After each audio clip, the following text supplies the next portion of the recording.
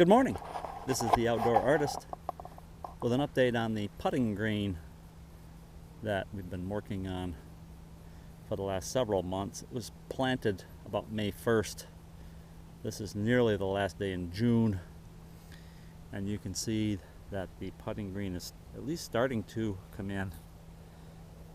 I just mowed it this morning, less than an hour ago.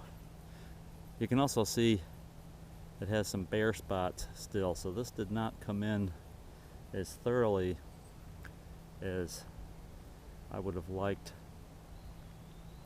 but it's starting to show signs of life and starting to show signs that it might actually work. Still have the 3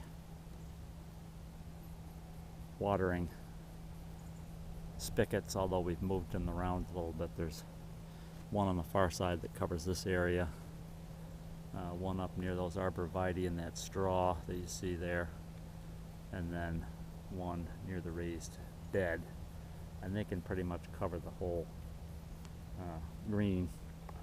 I'll point out a couple of things. One is there are some steep areas on the green where during each thunderstorm we seem to get erosion, and so then I have to come back and fill that back in with new material and tamp it down, and then the next thunderstorm comes by, and before the grass can get established, it takes it out again. So that's one little battle we've been fighting. You see, that's not a problem, and part of the green that's has less slope on it.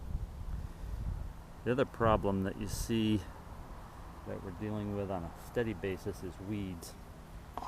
Here's an example of a kind of a pernicious weed. I'm not sure, I haven't identified this one yet. Fortunately, that kind of a weed pulls out pretty easily, but these low growing weeds, you have to have a tool to pull them out, because the weed, or the root structure is pretty substantial on those, and as you can see, there are dozens of them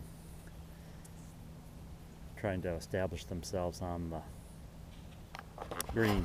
So we may have to go to a chemical solution there, though we've tried to avoid that.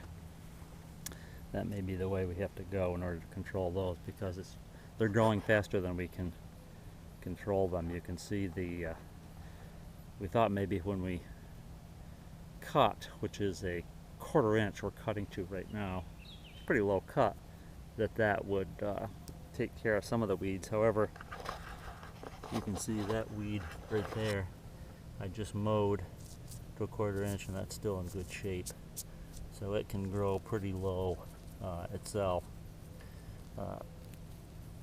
almost like it knows what it's doing, although that's maybe a exaggeration. Now, a couple of tools. I mentioned in an earlier video that I was going to get a mower, so we got that mower out of Phoenix, Arizona. It's a Toro Greenmaster.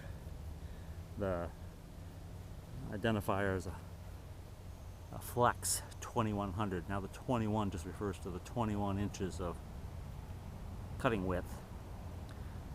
The Flex is an important thing though, because with this many undulations in the green, you need the blade to be able to flex up and down to get a relatively smooth cut. Otherwise you get a lot of scalping, so you have to have that flex feature if you're going to go after a mower of some kind like this. So the white marks that you see on the grass catcher bucket are 21 inches apart. I just mowed this 2 days ago, and I'll show you that even after 2 days, you get quite a bit of material coming off this green. So it is growing well. We are also putting quite a bit of water on it. I'm not looking forward to seeing the water bill this month.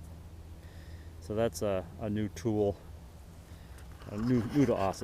It's a used machine, in pretty good condition. Even includes little headlights, although I can't quite imagine mowing at night, but you could, I suppose, if you wanted to.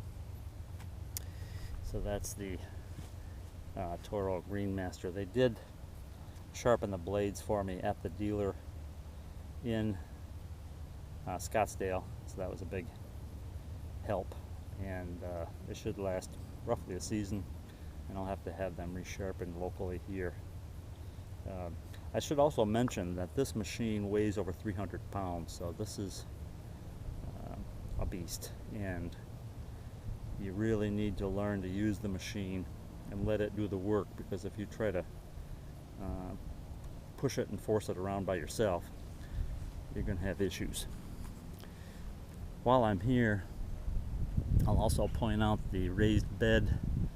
I mentioned in an earlier video that we're going to put in this raised bed with some onions and spinach, and you can see the onions and spinach are both doing quite well.